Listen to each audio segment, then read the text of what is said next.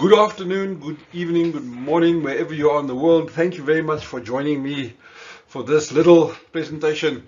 I've seen so many people struggling finding their superpower and asking questions and kind of getting stuck just to find out what is that thing that they are good at. And I thought to put this together for you because this is part of the work I do, so that you can have a good idea or a better idea. I had the same problem, really, where you have to find out what are you really good at, and then you get stuck and you think, I'm good at that, but that's not acceptable, and I'm good at that, but that's not good, and I'm good at this, but people don't like me doing that, and so on and so on. So that's the kind of thing that happens. But the presentation here is just to help you to uncover some of your personal magic so that you can go on and change the world, because the world needs you and needs us all to step up at this time of great chaos and great possibility. So I'll quickly jump in here. It'll take me a couple of minutes to do this for you, but if you have questions, drop it down below and I'll always come back to answer for sure. The question that I'm asking here is, where are you hiding your superpower? Where is it hiding? When we struggle to find our superpowers, and we have to wonder, what are the things that we do really well? And unfortunately, sometimes we are oblivious to it because it's hiding. So here's the idea to start off with. What is a superpower? Let's have this idea. Okay, when I grew up, I'm 61 years old now, so for us old school boomer people, we didn't do the kind of images and superheroes and stuff like that. We didn't really have that, or maybe we had, but they were like different kind of weird people, and nothing nothing like Superman. I can't remember actually. Maybe I should go back and just think that through again. But let's get on with this. What is a superhero? A superhero, they have one thing. Superman does one thing, really. Superman, Spider-Man does this, and everybody has their own little their speciality that they do very well, and they do it excellently, and it's unique without comparison to anybody else. Now you have something like that. You have your own style, you have your own way of doing life, you have your own way of presenting whatever you're presenting, because there is no standard way. The old way of everybody has to look like this, or have to work like that, or stand like this, or sit like that, it's all gone out the window now, which is a good thing, because the world is becoming individual. You can speak to anybody anywhere in the world, and there's somewhere in the world someone who will like what you do and the way you do it. It's not that you're sitting in your little village and there you have to do exactly according to the little village says. You have to, if you stand up, you must do like this. If you walk here. If you speak like that. You walk past someone, you bow like this, not like this. If you bow like this, it's insulting. All those things that we build into our societies, and that also limits people. Also, it gives people direction, but it limits people a lot. But if you go into your superpower, then it's unique without comparison. Now, in society, people don't like that much. We don't like our own style. We'll tell people to get out of the box, think outside the box. But the moment you think outside the box, you'll see there's still a box, there's still another box, and there's always another box, and always another box. So the thing of doing your own style is really having the courage to just come across where you are, just to talk to people, and bring away your talent, bring your talent in. I mean, you get amazing ideas from people who are really just being themselves and coming across authentically, because they don't have to put up a show. They can just be real. And if you're real, then people understand you better. If you put up a show, you're going to start using words that people don't understand, and sometimes you don't understand yourself. And you're going to have a problem bringing across your essence. Your essence is what people need to understand now. And that is your own style, your own unique way of doing life, okay? You have your own understanding of life, the way that you understand life. from whatever history you have, the culture you have, the family you have, your parents, your religion, your politics, your whatever, all those things together brings about your understanding of how life works. Some people are indoctrinated heavily and they will believe in a certain way, and that's just how it is. A lot of people are breaking away from that kind of thing, saying that, who am I? I need to find out who am I so that I can be this person. And then, because it takes so much courage when you are limited by culture, to not break away from this, but to transcend that. That needs a bit of higher consciousness stuff there. But when you transcend that idea into a higher consciousness, you understand, my goodness, look at me, I'm actually not that bad. Although people say, if you do that kind of thing, not acceptable, not. So you get that problem where we have to fit in, and your own understanding is not acceptable. You have to understand the way it is understood by whoever else. But we know now that things are changing, and they're changing rapidly. It's not an evolution or an evolution, it's an implosion. It's like, poof, everything is changing, and here we go. Okay, so more and more we see people have their own way of doing life and producing results in their own way, right? Which is good. This is a nervous tick, okay, so I know that. I'm working on that. So, what counts really is the results that we have. I'm sure you've watched several webinars and things where really it's, if you would follow everybody's advice, you will run around in a circle and you never get anywhere, because everybody has a different idea, and very few people have actually something that can take you through, like what you're on here, can take you through into like a process that produces a result in your life. Now you have something like that. You just need to develop that you can help people to understand through their story how to develop into something else, a different kind of person, or the kind of person that can do life in a certain way, right? So I see a lot of people talk about the struggle. They just talk about the struggle, but not how they overcame the struggle. And that's the result. That's the result we're looking for. We're looking for the result. How do you overcome your problem? Because then people can follow you. Otherwise, people will follow you in, but they can't follow you out. Huh? So when you have a lot of people, the people you are going to attract into your life and into your circle of influence are the people looking for the way out.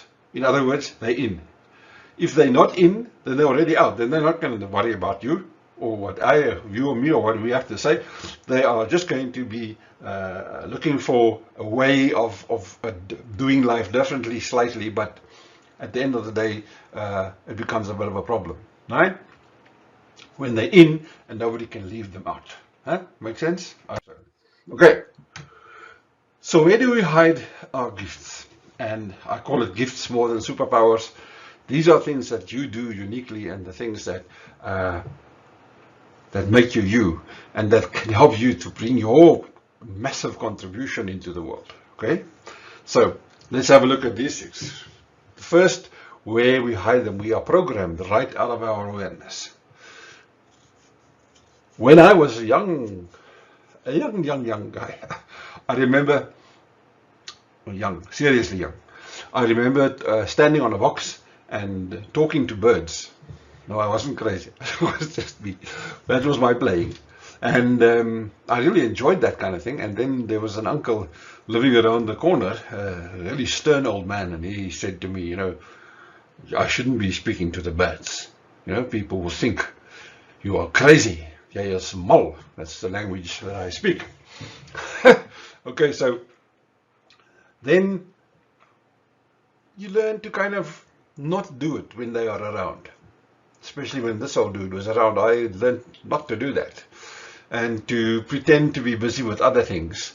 And the more you pretend to be busy with other things, and so that you don't be, that the old dude doesn't think you're crazy, the more and more you walk away from that thing, the more and more you walk into something else that you're not. Okay, so that is the kind of programming. After a while, I stopped doing that. I just started doing other things. You are the same. We love doing something, and then they criticize us for doing something, and then you start doing something else to fit in, and you just keep on doing something else to fit in. And if you are in a perfectionist kind of situation, you keep on doing something different to fit in. And at the end of the day, you walk away, and your awareness changes, and your gift is gone.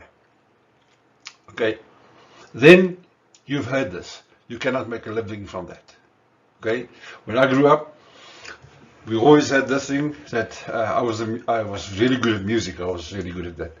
But my parents used to say to, especially my mother said to me, you can't make a living from that. It's good for the weekends, and it's nice to sing. And if you're in the church, you sing in the church, that's cool.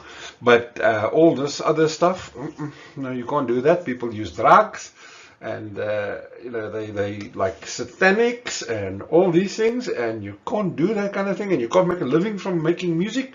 So you must get a real job. You've heard this before, haven't you? Yeah, I'm sure. Okay, so you forget your purpose. When we are constantly programmed by our society, we forget why we're here, because we attract and we attach ourselves to the purpose that we are given from our society and our family and so on, which is not necessarily wrong.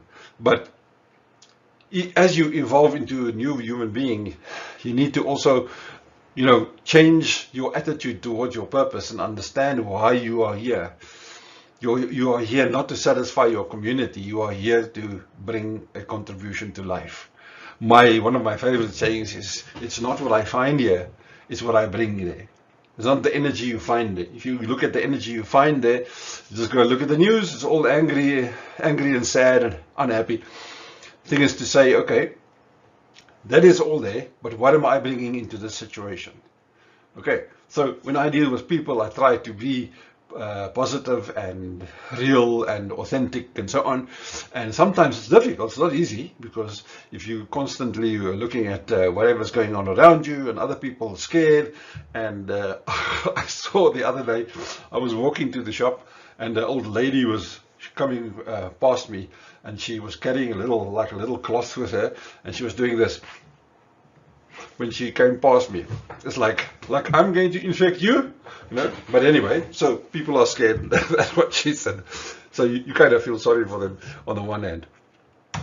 So another thing is that if you discover your speciality, your talent, your gift, your superpower, when you discover it, you have no more excuses, because it removes all your excuses, okay? Or most of the excuses are removed. Those excuses are going over to action, okay? Big problem. You would rather not know. Sometimes we'd rather not know about things, because once you've seen and once you've discovered, you can't recover and cement it down and say, no, I don't know anything about this. Once you've known and you've seen, you've known and seen, and you can't unsee things. That's why whenever there's something very upsetting on TV or so on, I don't watch, because I can't unsee it. It sits in your consciousness and it stays there, and when it opens the energy portal, then it brings in that really bad energy into your awareness and into your consciousness. That's real stuff. I mean, we see it every day. So you would rather not know. If you would rather not know, you're not going to look. And if people say to you, but you're good at this, no, I'd rather not know. It causes something like cognitive dissonance. Cognitive dissonance, if I can explain to you in a simple way what cognitive dissonance looks like. So if you take a cloth and you just ring it like that, okay, you know the truth and you know what's right, but you don't do it. You know what it is, and it'll ring you out, and at the end of the day, it'll ring you until you snap. And that's what cognitive dissonance does to you. So in order to avoid the cognitive dissonance, we would rather not know something. And then, as I said before, it removes the excuses for not taking action, which is kind of a tough one, because we all have this problem, okay? Then another reason why we should not be looking for our little special gifts, especially if it's something that's not in the mainstream kind of gift, then there's no stability of security, okay? People will tell you this. There's no pension, there's no medical aid, there's no career path, there's no status, There's nothing of these things. So why would you want to do it? You want to do your life in insecurity? Do you want to go and talk to people on the other side of the world? And you know there's diseases there.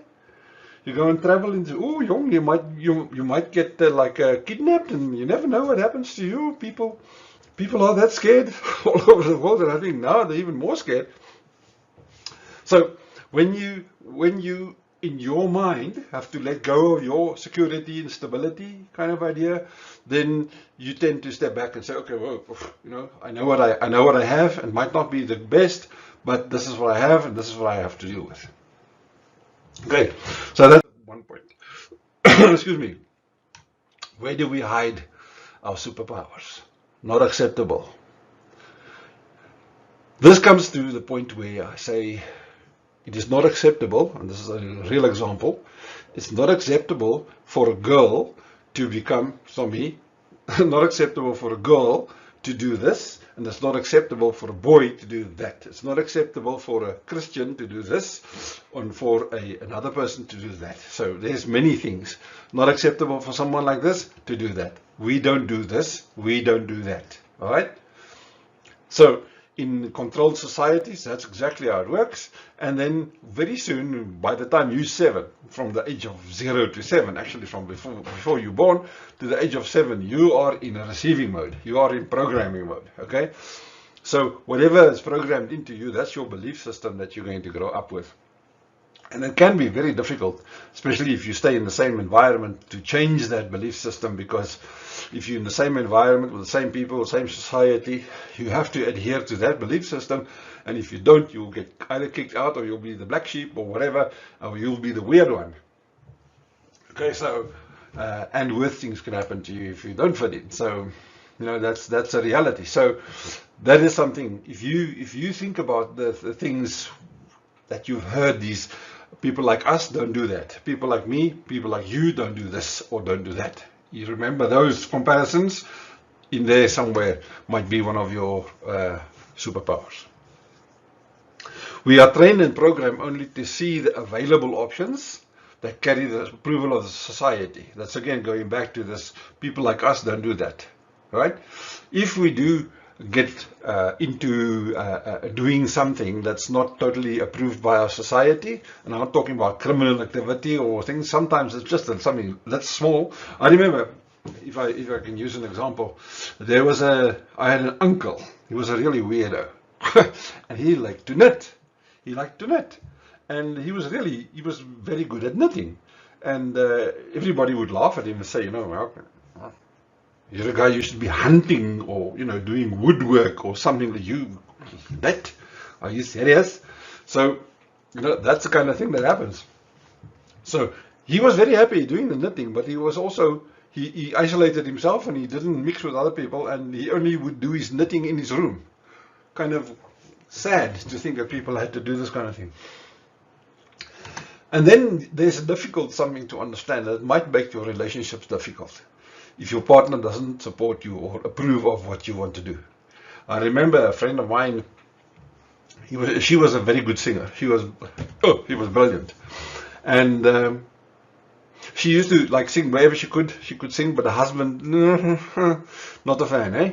She would sing in church, he wouldn't go. She would sing and go onto stage, he wouldn't go. And then he'd sit in the car outside to pick her up. So you can imagine how nice that relationship was. I've lost contact with him many years ago, so I wouldn't know if they're even still together. Then another thing is we use the words, I'm not good at it. Now the thing is that if you're not good at something, you can learn. And in this open society that we're living now, with information and technology and schooling, Udemy and all those other places available, you can go and learn anything. You can learn anything about anything today, and you can become good at it. You can get a coach to become good at something else, and you know, like Paul with his amazing face dance and stuff. You know, he's very good at that. You can learn. You just watch the videos, listen to the guys, speak to them, listen to them, partake in, and you can learn, and you can get very good at something without a hell of a lot of effort, because you know, it's there for you to access. 25 years ago, this wasn't like the case. I remember trying to study Or I wanted to learn how to do Photoshop. The course for Photoshop was about $5,000 or something. That was the original, that's the equivalent then. $5,000 to learn the basics of Photoshop. And you had to go to a specific place in Johannesburg. I was living in a place called Bloemfontein, which is like the other side of the world in South Africa. I had to go to Johannesburg, so I had to go there by car, and I had to get a hotel for 4 days, and then I had to go and do these lessons. So it would be a hell of a lot of money more to do this, just to do this one thing. Now I can sit and do it for free on Facebook, YouTube. So you know, that's how the world has changed. So you can get good at anything that you are basically good already. Now, there's a thing called the crushed dream. We all have one. We all have a crushed dream. Something that you wanted to do, something you wanted. So you wanted to play in a band. You wanted to do this. You wanted to do that. You wanted to do art, but it's too messy for someone. You wanted to, you like to read books, but people think you're weird if you read books. You want to, well, you get the picture, I'm sure. The crushed dream is something that you use to hide our superpowers, and we walk away from that. We do. We walk away from these kind of things. Okay. A crushed dream is a lot the same as a punished passion, with something that you're passionate about, but it's not really, doesn't fit in with the expectations of your relationship, your society, your family, whatever, and then it's punished if you do that kind of thing. I had a friend, his name was Johnny. His name was really Johnny. And he grew up in an orphanage, and in Bloemfontein. And my sister actually, that was one of his friends. And he was I don't know if you know what a ducktail is. It's the hair, like in the 60s and 70s, were like to the back, and it was all greased. So that was what the style then, and the stovepipes and all those kind of things. But Johnny was an artist, and he could draw, and he could paint. It's like you just sit there and you're like, this guy doing his work and pulling his magic there. It's like, wow, amazing. And the discussion came to the point where we asked him, so Johnny, what is this? You know, why don't you like do exhibitions and things? Okay, this is in the 70s, so there wouldn't be any exhibitions for a guy in the orphanage. Are you real? Serious? He wouldn't get a chance. But he was very good. The only thing was that he would get punished by the orphanage. So one of the teachers in the orphanage would punish him for using the paper. So there wasn't any nurturing of his talent or anything like that. They just nailed him whenever he wasted paper. They couldn't see the potential in this guy. So the punished passion turned into almost like a cognitive dissonance in a way for this guy, and he gave up. And I tell you what, when he gave up on that passion of his, he started giving up on many other things in his life. And I know he went to prison at some stage for I don't know what, but that's what happened to the poor guy. But he was a nice guy, and when his passions got crushed and he was punished for being passionate of something, he let go, and he gave up, and he gave up more, and he gave up more, and he gave up more, and he went to prison for something. Okay, so now uncovering your superpower is important. We were sitting on 23 minutes, sorry about that, but I hope you are finding value in what I'm telling you. I'm not the normal guy who goes sit and look at the camera all the time, because I don't do that. This is a camera. so you please bear with me. This is who I am. Okay, so uncovering your superpowers. Ask the people from your past. Your father, your mother, sometimes not father and mother, but try and remember the things that, as we said in the previous slides there, about the things that told you not to do. Can you try and remember those things, and you can then decide, if you want to do this or not. All right? Go and uncover that. Your grandparents, your friends, uncles, aunts, all those kind of things, people from your past, people from previous jobs and so on. Ask them what would they think. Give them a questionnaire. In your mind, draw up a little list and then email it to them if they want to say, I think these are the things that I'm good at. Would you please give me an honest opinion of 1 to 10, or like for 1 to 100 or whatever? Give me your opinion of how good you think I am with all these things, right? And then you wait for the stuff, you collate it, and probably you have a very good idea. If you have, okay, don't pick people you don't like you, okay? So because you'll waste your time. Okay, consider the things your parents and significant others told you. You can't make a living from that. The thing about the security that I mentioned before.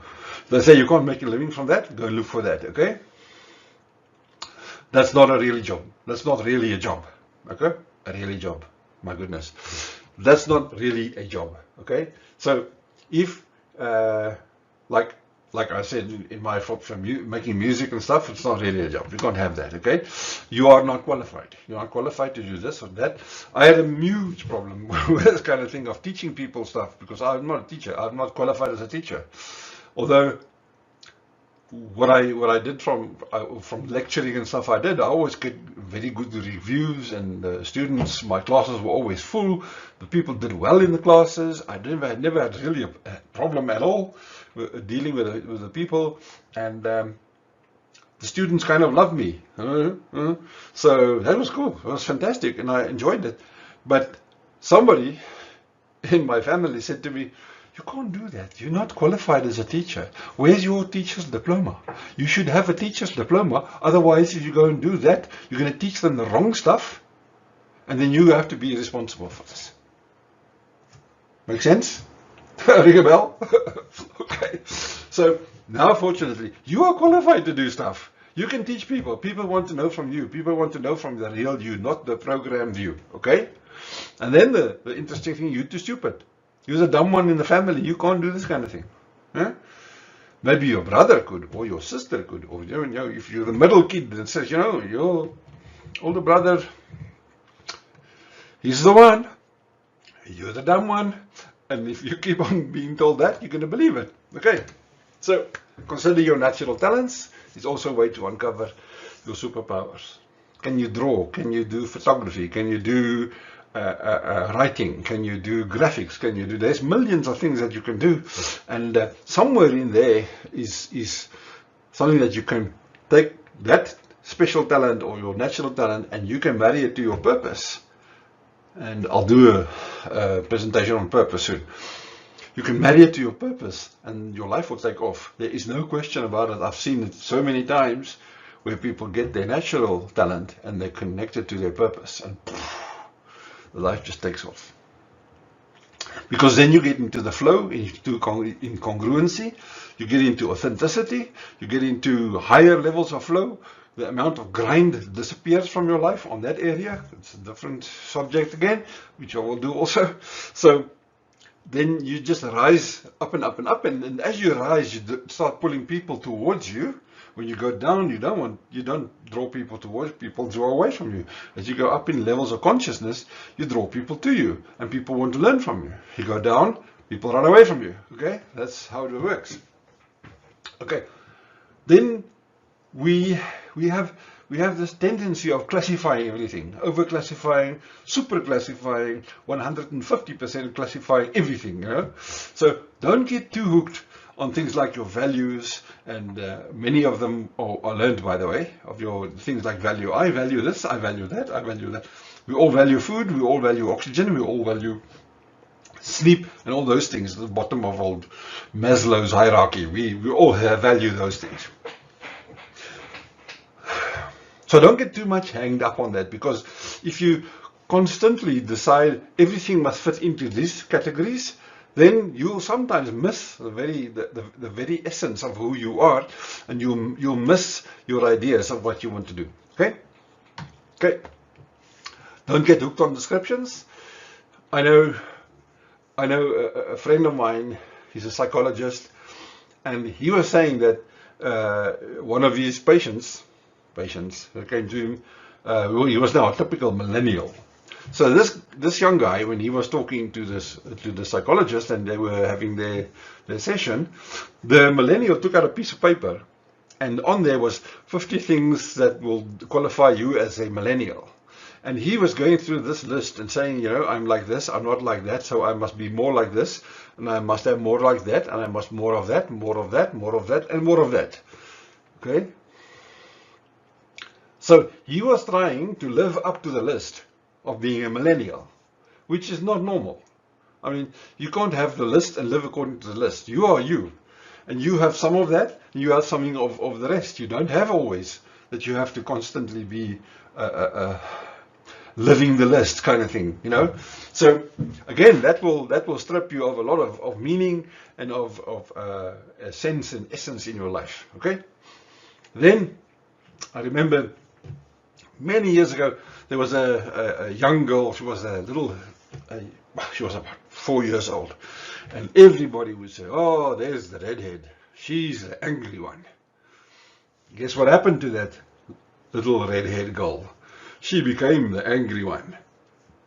And her mother couldn't understand. Why is this kid so angry? She says, but everybody told her she's angry. So she's living up to the description that people gave for her. So you can identify a lot of these things in your life, and you can break away from those lists and descriptions and all those things and start living authentically and saying, okay, this does not describe me. Other people gave me this label, but that's not me. I don't have to live according to the label. So why do you have superpowers? Okay, this is almost finished. Why do you have superpowers? I remember reading about collateral damage. Collateral damage in a war, or even what's going on now. There's a lot of collateral damage which is not good. But when you pursue your purpose and you do your talent and you bring together your purpose, your talent, and start living and doing that, guess what happens to you? You have a collateral benefit on the whole of humanity. You bring into humanity this level of consciousness, and the higher the consciousness is, the bigger the impact you have in the world. Okay? When you do this kind of thing, then you begin to see the benefit of your presence in the world. It's not a reason to be arrogant, but you begin to understand that I am making a positive difference in the world. And you can tell yourself that. You don't have to tell other people, I am making a positive difference in the world. You don't have to do that. What you just do is you tell the world, you tell yourself, and you thank whoever you want to thank for this ability and the opportunity to make a positive difference in the world. You are making a difference in the world. Here you are. So get yourself into a position where you can make a massively positive difference in the world. Also, the world needs variety. We don't need everything to be the same. Something that, I don't know, but it's after watching a whole lot of the webinars and stuff over the last while, it becomes a bit irritating where everybody follows exactly the same recipe and, give you like a 10 minutes value and 3 hours of sales letter, and they keep on telling you, you're getting this, and this, and they keep on throwing the stuff at you in order to get you to buy the thing. It gets irritating for me because it's like Russell Bronson said to me, not to me, I saw it was one of his things. You get the sales letter, you skip to the bottom and see, okay, and then it stands there. It says, are you also like me? You skip to the bottom of the sales letter to see how much the stuff costs. Okay? So, I have to say this. If I am trying to sell a product or a coaching or whatever to people, a workshop and so on, if I am trying to sell that to people and I have to spend an hour and a half trying to persuade that person to buy from me, I can almost guarantee you that person will never finish the work that I'm giving him or her. The work will not be a pleasant one because you'll have to beg and dig constantly just to get this person to take the next step. So, something to consider, something to remember. It's a different subject, but that's something to remember. Something that I've learned about quantum possibility of ideas adding up is when you are in like a mastermind situation, where like this is now, where we start talking about different ideas. You get an idea, that person brings an idea, that person brings an idea, you all put it together, and it's also called synergy, where we suddenly start developing, oh, there's a new idea. And you listen to 10 people's ideas, and you don't try and follow each one of them, but you allow that to sit in your consciousness, and you think, oh, okay, cool. And you have your own idea. Your own idea starts coming up. That's 2 plus 2 is 6. So you get a totally different answer from trying to linearly following everybody and for linearly following everything. So your superpower then starts popping up, your purpose and your talent and your skill, your skillified talent. Your superpower starts popping up, and suddenly, you can start moving into it, become really good at something, and then really create something that's quite unique in the world. And that's what you need to do. So find your one thing, find that one thing that you're really good at and start doing it really well. And when you're really, really, really good at something and getting better, then sometimes the presentations will just flow, the talks will just flow, the coaching will just flow, the workshops will just happen, and you are in full flight in front of the people doing your thing, and that's where you make the difference. If you stand and waffle and warra in front of people and they don't understand you and they can't get through to you and you don't get through to them, you kind of, even though you have a skill and you have a talent, you haven't developed it to the level of higher consciousness where you understand that you have a 2 plus 2 plus 6, 2 plus 2 is 6 kind of influence and effect on the world. And you change the world by your presence. When you bring your purpose, your super skill, your super talent, and you bring it all together in this one thing, and you bring it together in this ball of energy, then you have an effect on the world. Some of you might have felt some energy now. Okay. Then the thing is to learn what you need to learn to make it better. Okay? Here's my last slide. You were made for something like this. You were made for this time, for this exact time now. You were made for this. That's why you're here. Okay?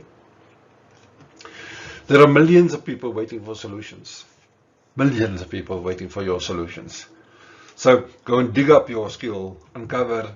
Even if it's scary, even if it's not always what the world and the society, the likes and so on, go and find it, because you're going to need it. Now there's something that you need to understand, and it's not trying to close us off in a negative way, but if you don't step up, someone else will. Okay? Someone else will get the message and make the money of the message that you got. Right?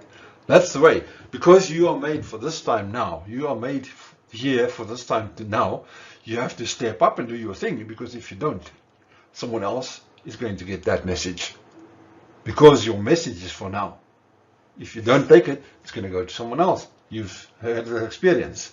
You had this idea, you didn't act on it, and then suddenly someone else comes up with the idea and you say, hey, but that's my idea. No, it was there for everybody who is tuned in to finding the possibility and to find the opportunity. It was there for them to go and do this. That's how it works. Okay, it's brilliant, and that really works quite awesomely. Right? So it's a very uncomfortable truth, but it should also infuse you, and it should also inspire you to take the action that you need to do to step out. Now, I'm not going to preach about this, because I have been since March, I've been sitting waiting and thinking, okay, this is not the right time. This is not the right time. This is not the right time. And then suddenly I realized, okay, this is now the right time, and here I am. Okay, so yeah, it's complicated in one sense, but on the other sense, it's actually quite easy. So I want you to do your best to go and find that thing, uncover that purpose, that super skill, that talent, that something that you bring into the world that only you can bring into the world. Because when you bring it into the world, you start changing the world. Because then you become congruent, your life starts flowing, everything starts working. The obstacles that you get in the way, you can transcend, you can move around them, you can move over them. If you're constantly stuck in your lower ego, you're going to have every obstacle looks like a mountain and you have to attack the mountain. When you start going into your purpose and your connection, you start realizing, actually, there's a way around the mountain. I don't have to go over it. I don't have to go through it. I can go around the mountain. Or if I need to, I can go over it if I'm fit enough. But the possibilities are laying there waiting for you. So as I close off every single thing, especially when I speak to my children, shine on, Crazy Diamond, this is your time.